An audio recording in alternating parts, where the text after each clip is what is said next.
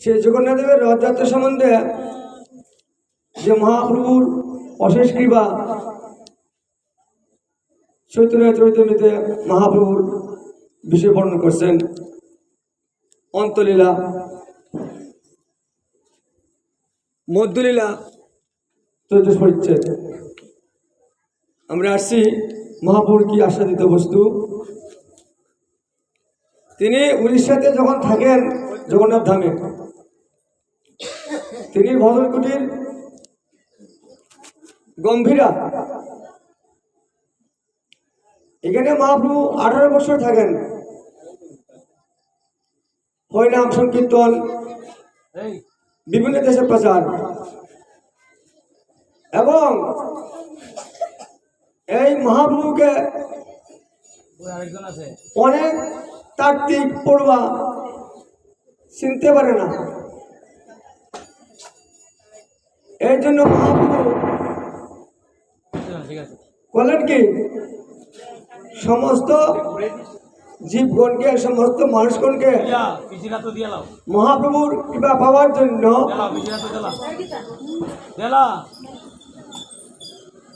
আমার এদিকে লাগতো না, এদিকে লাগতো না, এদিকে দেন, এদিকে ঘুরাই দেন, এদিকে শ্রীমান মহাপ্রভুর কৃপা পাওয়ার জন্য তিনি করলেন কি, তিনি নিলেন সন্ন্যাস। তিনি সন্ন্যাস নিলেন কেন? যে সন্ন্যাসী বুদ্ধি মনে করিবেন নমস্কার, তখন জীবে যাইবে যারা পাইবেন নিস্তার। আমি প্রেম সমত আর্শিক গোলক হইতে অনর্পিত অঞ্চরিং চিরাত করুণ অবতীর্ণ করু। কোনো কালে কোনো যুগে যে অর্পণ করা হয় নাই। আমি এমন জিনিস আনিছি কেন? কলিজীবের ভাগ্যমন্দ, পাপচ্ছুনাজীব, অন্নগত প্রাণ, নিম্নগামী মন, বুদ্ধি চঞ্চল, স্থির করতে পারে না। এই জন্য আমি তো জগতের পিতা। যেমন ভাগবত বলছেন, জগতের পিতা কৃষ্ণ, যেই না বোঝে বাপ, পিতৃ দুই পাতকের জন্মে জন্মে তাপ। কৃষ্ণ প্রতত্ত্ব গোলকধাম তিনি পীঠস্থান। এই জগতের মঙ্গলের জন্য ভগবান যুগে যুগে অবতীর্ণ হয়ে জগতের মঙ্গল বিধান করেন। তেমনি সত্য তথা দাভর, এগুলা যুগে মন্দ ভাগ্য ছিল না। সত্য যুগে ছিল সত্য, কোনো মিথ্যা ছিল না। তেটাতে 1 ভাগ পাপ ঢুকলেন, 3 ভাগ সত্য, 1 ভাগ মিথ্যা। তারপরে অর্ধার্ধি কলিযুগে 1 ভাগ পুণ্য, 3 ভাগ ওই পাপ। তখন এই জন্য বলছেন মন্দ বুদ্ধি কলিজীব। ভগবান করুণাবশত রসিকর সাগর কৃষ্ণ পরম করুন, তিনি জীবের করুণাবশত তিনি করলেন কি, হরির নাম হরির নাম হরির নামই কেবলম কলো নাস্তিব নাস্তিব গতির অন্যতা। যাগ যোগ্য তপস্য করার ক্ষমতা নাই কলিজীবের। তাই তিনি আছেন কি, হরিনাম সংকীর্তন, খাইতে শুইতে হাঁটতে চলতে এই নাম লয়, দেশকাল নিয়ম রেবে সব সিদ্ধি হয়। কোন বিচার নাই, এই নাম গ্রহণ করা যায়। আর লাভ কি, হরিনামকে আশ্রয় করলে নাম নেমে অভেদ মহাপ্রভুর কৃপা লাভ করা যায়, এমনকি ভগবানকেও পাওয়া যায়। কিন্তু হরিনাম সবাই গ্রহণ করতেছেন না। বিশেষ করে যারা নাকি পড়ুয়া তাত্ত্বিক পণ্ডিত, তারাই গ্রহণ করে না। কেন করে না? তারা মনে করে নতুন এই নাম দেয় কি লাভ হবে, কি হবে। অর্থাৎ প্রচলিত কথা ছিল বা এখন আছে, আমরা যখন শরণে যখন যাই তখনই হরি বল শব্দ বলি। কেন? অনেক ভূত প্রীতির ভয়ে আমরা বলি, যাতে আমাদের ভূত প্রীতি আমাদেরকে আকর্ষণ করতে না পারে। যারা পড়ুয়া তাত্ত্বিক তারা মনে ভাবছেন আমরা তো হরিবোল হরিবোল বলি শ্মশানে গেলে, হরিবোল হরিবোল বললে কি আর মঙ্গল হবে?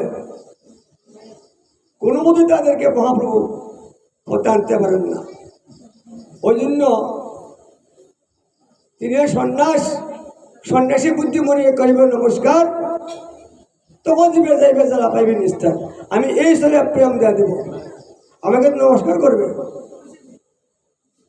আলোচ্য বিষয়, এই মহাপ্রভু সব দেশে দেশে নাম প্রচার করার পর তিনি গেলেন উড়িষ্যাতে জগন্নাথ ধাম, কাশী মিশ্রালয়, তিনি গম্ভীরা থাকেন। এগুলোতে করার পছন্দ নয়। মহাপ্রভু শুধু আস্বাদন করেন রাধা ভাবট্টয়া কৃষ্ণের লীলা। তাই মহাপ্রভু প্রত্যেক দিন জগন্নাথ দর্শনে যান, দর্শন করেন, জগন্নাথের প্রসাদ পান, নিম্নাতি গ্রহণ করেন, আর রাধা ভাবট্টয়া রাধা গোবিন্দের অষ্টানের লীলা এগুলো তিনি আস্বাদন করেন। আর আস্বাদন করার একটি উদ্দেশ্য, নিজে আসি ধর্ম জীবকে শিখায়, এই তো সিদ্ধান্ত গীতা ভাগবতে গায়। মহাপ্রভু আস্বাদন করে দেখাইলেন যে আমরাও সেই লীলাগুলা স্মরণ করতে হবে, ভগবানের গুণ মহিমা আমাদের কীর্তন শ্রবণ করতে হবে। মহাপুরুষ শিখাই দিয়ে গেলেন, এই মহাপুরুষ না শিখাইতেন আমরা শিখতে পারতাম না। আজকে উদ্দেশ্য মহাপ্রভু আমরা স্মরণ করতেছি গম্ভীরায় জগন্নাথ ধামে। এখানে ওই কুমারী গোস্বামী লেখছেন চৈত্র চৈতন্যতে, এই আজকাল জগন্নাথ ধামে মহাপ্রভুর বিষয়বস্তু কি?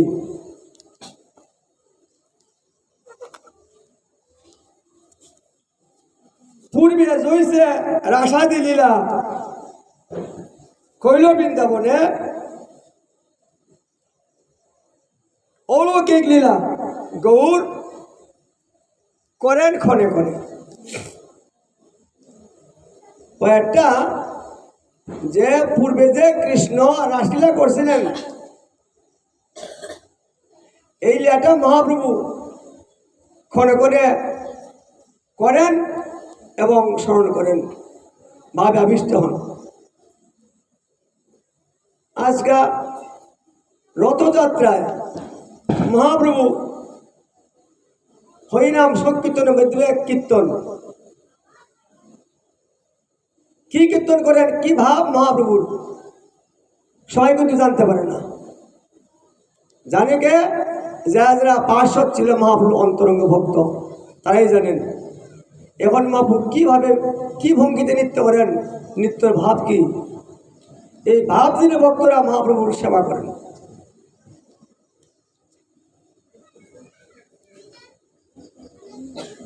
ভক্তগণ অনুভব নামে নানা গান, ভাগবত শাস্ত্র তাতে প্রমাণ। যে পূর্বলীলা করছেন শ্রীকৃষ্ণ ভাগবতী প্রমাণ। তাই মহাপ্রভু রথাগ্রে হরিনাম সংকীর্তনের মাধ্যমে তিনি দেখছেন রাসলীলা। প্রমাণ কি? মহাপ্রভু যখন নৃত্য করছেন, যে নৃত্যের ভঙ্গি রাসলীলার নৃত্যের ভঙ্গি। তাই এই মহাপ্রভুর জগন্নাথের সম্মুখে রথ টানা হবে, এই আশ্রয় ধর্ম আমাদেরও হরিনাম সংকীর্তন নৃত্য এভাবেই দেখতে হবে যে জগন্নাথ বলরাম সুভদ্রা নৃত্য করতেছেন, সেই বৃন্দাবনের রাসেরই ভাবি। হরে কৃষ্ণ। এইবার আলোচ্য বিষয়, জগন্নাথ আমরা কি করে পাইলাম? অনেকে ভাবি যে জগন্নাথ তো দারু বিগ্রহ, দারু বিগ্রহ আমাদের কমই দর্শন হয়, তাই না? কেন? ধাতু বিগ্রহ, পাথরের বিগ্রহ, মাটির বিগ্রহ বা চিত্রপট, দারু বিগ্রহের মধ্যে আমাদের কমই দর্শন হয় জগন্নাথ ছাড়া। কোনো কোনো জায়গায় সে নিম কাঠের মহাপড়া গোবিন্দ পাওয়া যায়, সেবা চলছে। তারপর এই জগন্নাথ দেবের মূর্তি কিরকম, হাত পাগুলা ভিতরে, হাত নাই পাও নাই, এমনকি চক্ষুকর্ণ ছিল না। বিশ্বমা যখন তৈরি করেন ইন্দ্রমন্দির মহারাজের বাড়িতে কথা ছিল, আমি 15 দিন দরজা খুলবো না, আমি সেই মূর্তি তৈরি করবো। দাদু বিগ্রহ, এটা অনেক অনেক কথা। তাই এই 15 দিনের মধ্যেও তিনি শব্দ বন্ধ থাকাতে তিনি স্ত্রী বলল, কি কাজ শেষ হয়ে গেল নাকি, মনে শেষ হয়ে গেল। আর জগন্নাথ দর্শন করার জন্য খুব উৎকণ্ঠা। তাই আড়াল থেকে দরজাটা একটুখানি ফাঁক করলেন। দেখছেন সত্যি ওই বিগ্রহগুলা নির্মাণ অপূর্ণ। ওই আড়াল থেকে দরজাটা ফাঁক করার মাধ্যমে, দর্শন করার মাধ্যমে ওই কারিগর লুপ্ত হয়ে গেলেন, আর করা হলো না। তখন মহারাজ মহারানী কাঁদতে লাগলো, হায় হায় আমরা কি করলাম। তখন এই কাজ সম্পূর্ণ কে বা করবে, অনেক কষ্টে জগন্নাথ তৈরি হয়ে গেল, কিন্তু এখন এই সম্পূর্ণ কে করবে। তারা কাঁদতে লাগলেন। ওই তখন ভগবান স্বপ্নে দেখাইলেন, দেখো কলিযুগে এইরকমই হবে, এই জন্যই আর কিছু হবে না। এখন যে চিত্র করে তারা রঙের কাজ করে ভাস্কর, তারা দেয়া সেই হাত মুখের একটি ভঙ্গি করো, জীবন করবে তেমনই তার বিগ্রহ হবে। এই জন্যই সেই চোখগুলা চিত্র করলেন রঙের দ্বারাতে, নাকগুলা মুখগুলা বলে কিন্তু সমান, কোনো মুখের কোনো ভঙ্গি চোখের কোনো ভঙ্গি নাই, শুধু রঙের মাধ্যমেই তৈরি করলেন। যে এই মূর্তি কলিযুগে রথাগ্রে দর্শন করবে জীব, দর্শনে পুনর্জন্ম অনুভূতিতে আর জন্মই হবে না, কেউ দর্শন করতে পারে। এখন প্রমাণ হইতে পারে যে আমরা তো প্রতি বছরে দর্শন করি জগন্নাথ, তাহলে আমাদের কি আর জন্ম হবে না? সত্যি সত্যি জন্ম হবে না যদি এমন দর্শন করা যায়। যেমন ভাগবত কথাতে 1 সপ্তাহকাল সুখদেব গোস্বামী পরীক্ষিত মহারাজের আসরে 1 সপ্তাহ ভাগবত কথা বলেছিলেন 60,000 মনের সমীপে। তাহলে কি 60,000 ঋষি চলে গেল, মুক্তি লাভ করলো? শুধু একজনই মুক্তি লাভ করলো, পরীক্ষিত মহারাজ। কিরকম? কার মন ব্যাখ্যা শ্রবণ করছেন, যেমন আসনের মৃত্যু, আমার হরিকথা ছাড়া আমার কোনো গতি নাই, আমার শ্রবণ করতে হবে। আমরা যদি সঠিকভাবে দর্শন করতে পারি সত্যই আর পুনর্জন্ম হবে না। যখন ধুন্ধুকারী জন্য গৌর ভাগবত করেছিলেন 1 সপ্তাহ কাল, ধুন্ধুকারী পিসাচ ছিলেন অমৃত্যুমরা, তার জন্য সংকল্প করে মঙ্গলের জন্য সংকল্প করে সপ্তাহকাল ভাগবত করেছিলেন। যেমন আমরা আজকে রাজার নাম পুত্র বলে সংকল্প করা হয়েছে ভগবানের চরণে, যাতে ভগবান মঙ্গল করেন। সংকল্প একটা গুণ অবশ্যই থাকে, নাম গুণ পক্ষ মাস মনোত্তর অনেক কথা বলতেছে। আগে তিথির বলকে কি কি অবস্থায় আজকের দিন আসছে। তাই গোকর্ণ ধুন্ধুকারীর উদ্দেশ্যে সংকল্প করে 1 সপ্তাহকাল ভাগবত করে বলেছিল। তখন 1 সপ্তাহকাল পর রথ আসলো, গোকর্ণকে উদ্ধার করে নিয়ে গেল। আর যারা সোজা ছিল তারা বলল, আমরা কি ভাগবত শুনি নাই, আমাদের জন্য বিমান কেন আসে নাই? তখন রথীরা বলল, সবাই শ্রবণ একরকম হয় নাই। এই জন্যই কুকুরের জন্য আসছেন, আবার সবাই ভাগবত শ্রবণ করে কুকুরের মতন সবাই উত্তর হয়ে যেতে পারবে। আমার কথাটা বলার উদ্দেশ্য, যদি সত্যি আমরা জগন্নাথকে এইভাবে দর্শন করতে পারি তা সত্যই আর পুনর্জন্ম হবে না। হরে কৃষ্ণ। আচ্ছা, এইবার জগন্নাথ বিগ্রহ কলিযুগে আমরা কি করে পাইলাম? আমরা শুনলাম গৌরাঙ্গ মহাপ্রভু জগন্নাথ দর্শনে তিনি রাসলীলা নৃত্য করতেন। এবার এই যে জগন্নাথ মূর্তি কলিযুগে নির্মাণ হবে, বিষয়বস্তু কি, কেন নির্মাণ হবে? এবার আদি পুরাণ লাগছেন, যখন কৃষ্ণ অন্তর্ধান করেন দ্বারকা লীলার পর সমস্ত বংশ যুদ্ধের শেষ হয়ে গেল। এখন ভগবান স্বধামে যাইতে হবে, ভগবানের কাজ শেষ। তখন ভগবান নিম গাছে উঠে ঝুলতেছেন, আমাদের সময় শেষ যেতে হবে।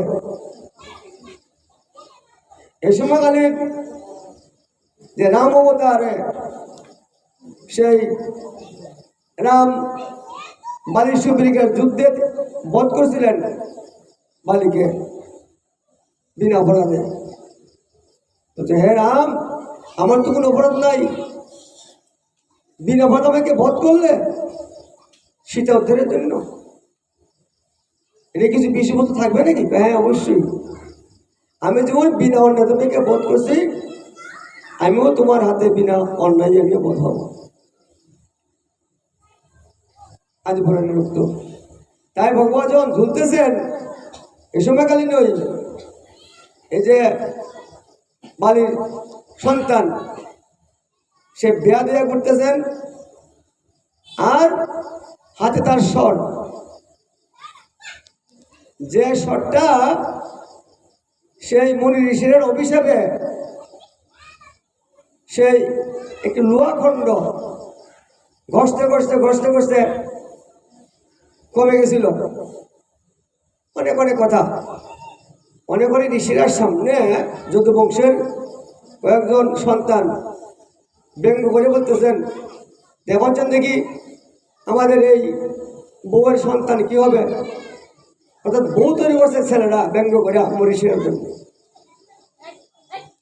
তোর ভাবছেন ব্যঙ্গ করতেছেন, ঋষিরা ভাবে না এই তোর শর্ট বলে, না না দেখেন দেখেন, আমরা তো অনেক জ্যোতিষী কোন জানেন। তখন এক ঋষি রাগ করে বললো, হ্যাঁ যা, তার পেটে যা আছে নাকি এটা তাদের যত বংশ ধ্বংস হয়ে যাবে। বা আসছিল পেটের পেটে একটা লোহার টুকরো। ওই তখন বড় হতো অভিশাপ, কি করা যায়? ওই তখন দ্বারকাধীশ ভগবান বলছেন, আমাদের তো ঋষির অভিশাপ করলেন। কি অভিশাপ? যে এই ছেলেকে বউ সাজিয়ে তাদের কাছে নিয়ে গেছিলাম ব্যঙ্গ করিয়া, তখন তার অভিশাপ করলো যে তোদের এই বইয়ের পেটের মধ্যে যা আছে এর থেকে তো যুদ্ধ বংশ ধ্বংস হয়ে যাবে। এখন তো লোহার খণ্ড ছিল, এখন কি করা যায়? কৃষ্ণ বললেন, কি করবা? সাগরের মাঝে ঘষা শেষ করে দাও, তা থাকবে না কিছু। এই ভগবানের লীলা। ঘষতে ঘষতে ঘষতে ঘষতে কমতে লাগলো। আর যখন চলে ধয়া ঘষে এখান থেকে ফেরত দোবয়, এখান থেকে নলকা গয়। কুরুক্ষেত্রে যুদ্ধ করতে আর অনুকূল যন্ত্র তৈরি লাগছে না। এই নলকা একদম যাকে পাই দিচ্ছে তাকে দেখছ ভগবানের তো ইচ্ছা এক লীলা। সেটা বোঝা যুদ্ধ বংশই শেষ, শুধু একা কৃষ্ণ ছিল। যে কথাটা ওই যে মশলটা ছিল অল্প আর ঘষতে পারে না, সাগরে ফেলাই দিল, এটা মাছে খাইল, ডিবরে খাইল, খাইছিরা ওই অঙ্গতে সরে ঢোকাইছিরা সে ফাঁকি মারতে আরম্ভ করলো। সর সর দেখছেন কিনা? সর একটা বাসার দিকে একটা ডুবায় ডুবায় পাখি এইভাবে মারে, দেখছেন তো? সর একটা বাসার মধ্যে যখন থাকে, একটা বাসার পরে একটা লাগায়, একটা লাগাইছে ওই যে ফাঁকি গাছে ধীরে ধীরে ঢুকাই দেয়, বুঝতে পারে না, এর নাম হলো সর। এখন দেখছেন কি ভগবত দেখে না, ভগবত নীলাকৃতি দেখে ভগবানের চরণ তলে একটি পাখির মতন লক্ষ্য করলে, একটা পাখি ওই তোমার সে স্বরে পাখি মনে করিয়া ভগবানের চরণে স্বর ঢুকাইলেন। হরে কৃষ্ণ পড়ে গেলেন ভগবান মাটিতে। তখন বললেন, হ্যাঁ হ্যাঁ আমি কি করলাম, ভগবান কৃষ্ণকে বধ করলাম? না না, তোমার কোনো দোষ নাই। কেন? তোমাদের একজন বংশের আমি নিরপরাধে আমি বধ করছিলাম, এই জন্য এই যে অভিশাপ আমার বহন করতে হয়েছে, তুমি তার অংশ। ওই তোমার তিনি ভাবতে পারলেন যে আমাদের বংশের একজনের বিনা কারণে বধ করলেন, তাহলে আমাদের তো পিতৃঘাতির শত্রু। তখন তিনি ক্রোধ সৃষ্টি হইল যে আমিও তোমাকে হত্যা করব। কি করবো? আমি তোমাকে কুঠার দিয়ে একবারে হত্যা করে দেবো, কাটিয়ে নিব। তিনি গেলেন কুঠার আনার জন্য, ভগবান কৃষ্ণ এই নিম গাছের মেঝে অন্তর্ধান করলেন, আয়া পাইলেন না। এদিকে এদিকে খুঁজলেন, যখন দেখছেন নাই তখন ভাবছে এই গাছের ভিতরে সে ঢুকছে। তো প্রতিশোধ নেওয়ার জন্য এই গাছটি 3 টুকরা করে জলে ভাসিয়ে দিলেন। এখান থেকে জগন্নাথ বলরামের আবির্ভাব। ভগবান থেকে তো ভগবান হয়। হরে কৃষ্ণ। যাক, এদিকে এই 3টে টুকরা ভাসতে লাগলো।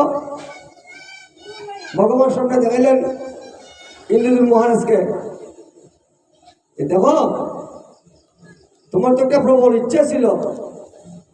কি ইচ্ছা ছিল? তুমি নীলাদ্রি পর্বতে নীল মাধব তুমি দর্শন করবে।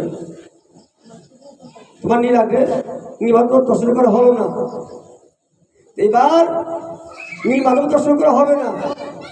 এই নীল মাধবের পরিবর্তন তোমার কাছে 3টি কাঠের টুকরা কাঠ আসবে, এবার তুমি ভগবান তৈরি করো, এগুলো নীল মাধবের আশ্রিত হবে। স্বপ্নে দেখলেন যে অনেক অনেক বিস্তারিত কথা।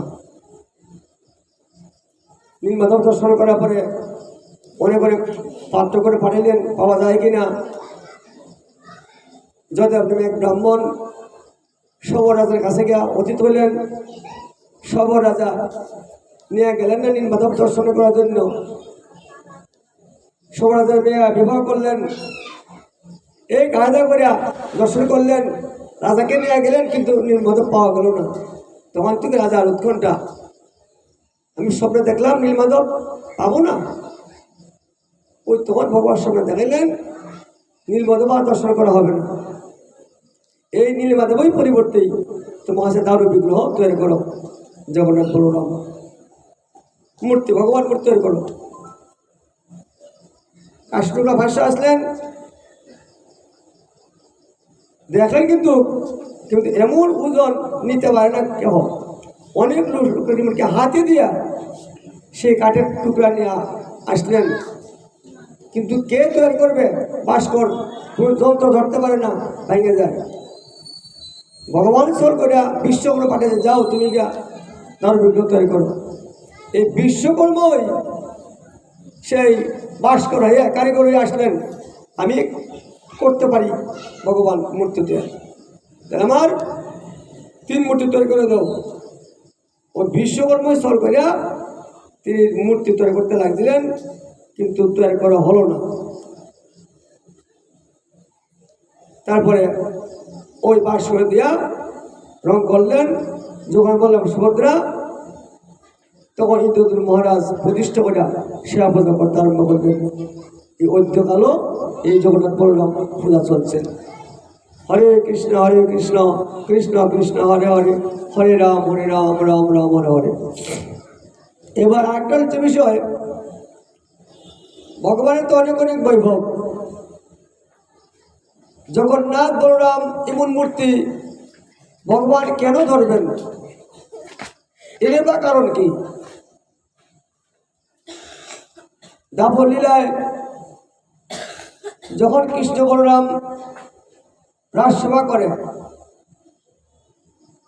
তখনকালীন সময়ে রাজসভা পরিত্যাগ করেন, গৃহে যান। কিন্তু কৃষ্ণ সেই গুবি গুবি বলে কেঁদে কেঁদে উঠেন। 16,800 মহিষী, রাজ পরিবারের অভাব নাই, সব সুখ শান্তি, কিন্তু ঘুমের করে হা গুবি বলে কাঁদে কেঁদে ওঠেন কৃষ্ণ। তখন দ্বারকাধীশ তারা ভাবলেন, আমরা রাজভোজে কৃষ্ণ সেবা করি, কিন্তু কৃষ্ণ কেন গুবি বলে কাঁদে? তাইলে মনে হয় আমার থেকে গুবিদের প্রেম অধিক বেশি, আমরা তিনি মনোরঞ্জন করতে পারি না।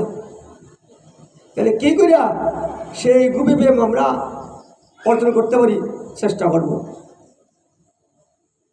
তাই আপনাদের গুবি প্রেমের মাহাত্ম্য একমাত্র মা যশোদা রোহিণী তারাই জানে, তাদের ব্রজবাসী। এক সময় বললেন কি, ওই কৃষ্ণ বলরাম আশীর্বাদ চলে গেলেন, আর তারা ধীরে ধীরে অন্ধমনে ঢুকলেন বৃন্দাবনে। বলছো তোমরা কেন আসছো? কুলবধূ যে মা, আপনার ছেলে ঘুমের করে গুবি করে বলে কাঁদে উঠে, তাই গুবিদের কি মাহাত্ম্য, কি প্রেম মাহাত্ম্য, কি বৈশিষ্ট্য আমাদেরকে শোনান, তাহলে আমরা গুবিভাবে তার সেবা করবো, তুমি সুখ পাবে। বলছে বালি হারি যাই, আরে আমি যদি গুপি কথা বলতে লাগি, যেখানে গুপি কথা বলা হয় কৃষ্ণ বলা এখানে ছুটে আসবে, তোমরা ধরা পড়ে যাবে। তোমরা তো কুলবধূ লুকুচুরি করে আসছো, ধরা পড়ে যাবে। বলছেন ওই সুভদ্রাকে দ্বার রক্ষক রাখবো, যখন আসবে তখন আমরা আরেক দ্বার চলে যাব, দেখবে না। এই কথা ধার্য করে সুভদ্রাকে দ্বার রক্ষক রেখে মা আরম্ভ করলেন গোপীদের মনের কথা, কিভাবে সেবা করতেন কৃষ্ণকে। আর এই প্রেমে কৃষ্ণকে বশীভূত,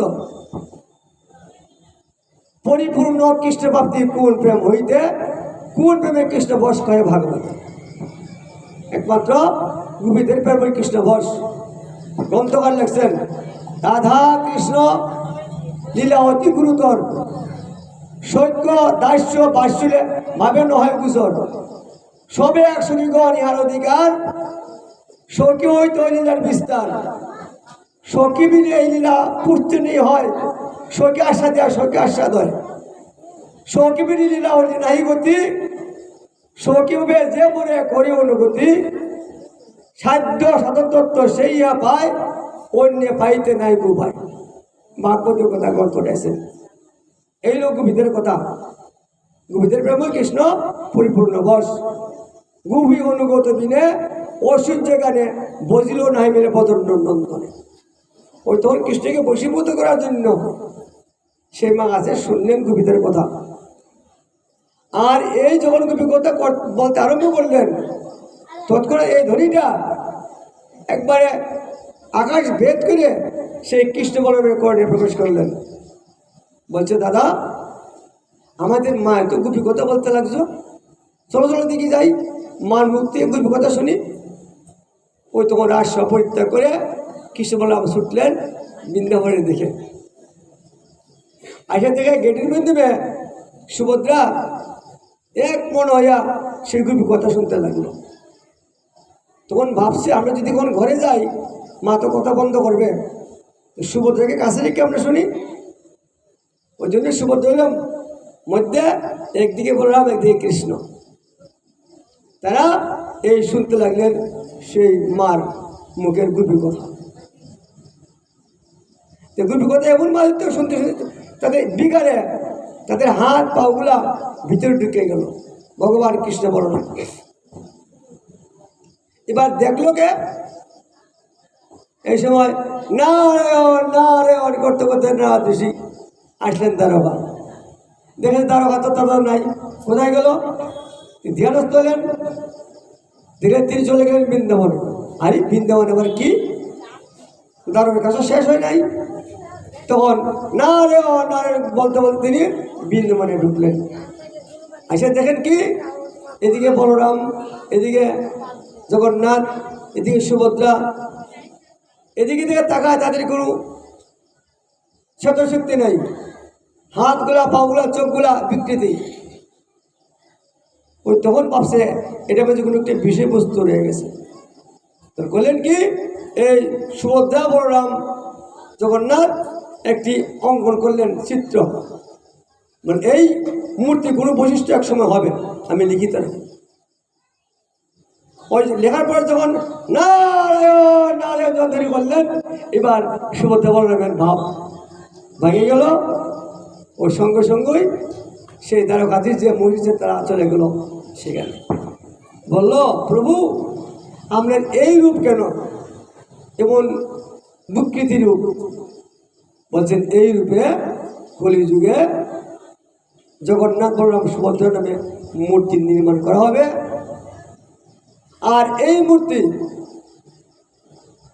চলতে পারবে না, তো এই মূর্তি সমস্ত জীবের মঙ্গলের জন্য তিনি বৎসে একবার আসবেন রথে, সবাইকে দর্শন করবেন, দর্শনই মঙ্গল পবিত্র। এই জন্যই অদ্যবধি জগন্নাথ আমাদের এখানেও আসে, সব জায়গাতে জগন্নাথ ভাইজন, সেই যাতে আমরা সদস্য জগন্নাথ দর্শন করতে পারি এবং কিছু ভোগ সামগ্রী দিতে পারি। এভাবেই জগন্নাথের প্রকাশ। আজকে আমরা এখানেই সমাপ্ত রাখবো। গণগ মহাপ্রভু জগন্নাথের সামনে উর্দুনে নৃত্য, কি নৃত্য? যে রাশিতে ভগবান নৃত্য করছিলেন, সেই শতকোটি গোপী কন্যা, এইভাবে মহাপ্রভু নৃত্য, এভাবে মহাপ্রভু দর্শন করছিলেন। হরে কৃষ্ণ কৃষ্ণ কৃষ্ণ হরে হরে, হরে রাম রাম রাম হরে হরে। আমরা এখানে বিশ্রাম রাখি। জগন্নাথের মাহাত্ম্য, আজকে ওই পঞ্চম দিবস, কালকেও আছে, পরশু পাঠ আছে, শুনবেন আপনারা। আর তারপরে জগন্নাথ বাইরিব, সবাই দর্শন করবেন। দর্শনে আমাদের পরম মঙ্গল সাধিত হবে। তাই আমাদের ভাগবত কথা এখানে বিশ্রাম, শ্রবণম কীর্তনম। তাই যদি ভাগবত কথাতে আবার যদি ভুল ত্রুটি হয় মার্জনা করবেন। আর সবার জন্য ভাগবত জন্য প্রার্থনা জানাই, যারা আসছেন হরিকথা শ্রবণ করার জন্য, অবশ্যই প্রায় সময় শুধু এখন না, যা যা গৃহেতেই ভাগবত গীতা শ্রবণ করতে পারেন। ভগবানের কথাই তিনি বলছেন, বাংময় বিগ্রহ, বাংলা মানে বাক্যরূপ কথা ভগবানের। এই শ্লোকগুলা কতগুলা ভগবানের বাক্য। যে নাম সেই কৃষ্ণ বদনিষ্ঠ করি, আর আমার আপনি করি।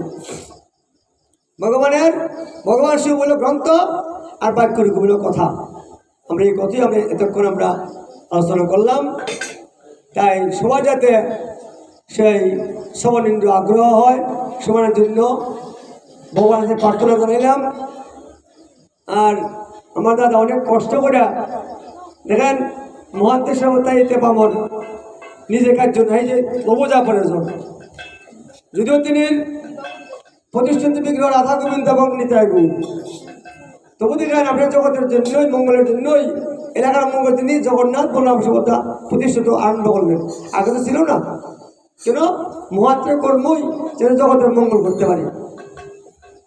ভারত বিনোদন বাজার স্বার্থ করি পরোপকার, তারা মহান আমাদের জগতের মঙ্গলের জন্য তারা এগুলো কাজ আরম্ভ করছেন। সহযোগিতা করবেন, এই বলেই আমরা ভাগবত বিশ্রাম নিয়েছি। বাঞ্ছা কল্পতরু পৌঁছ কিবা সন্ধে পচে পতিতানা ভবনী বই কৃষ্ণ বই নমো নমঃ। হরে কৃষ্ণ কৃষ্ণ কৃষ্ণ হরে হরে, হরে রাম রাম রাম হরে হরে। এটাই গুরু হরি বল।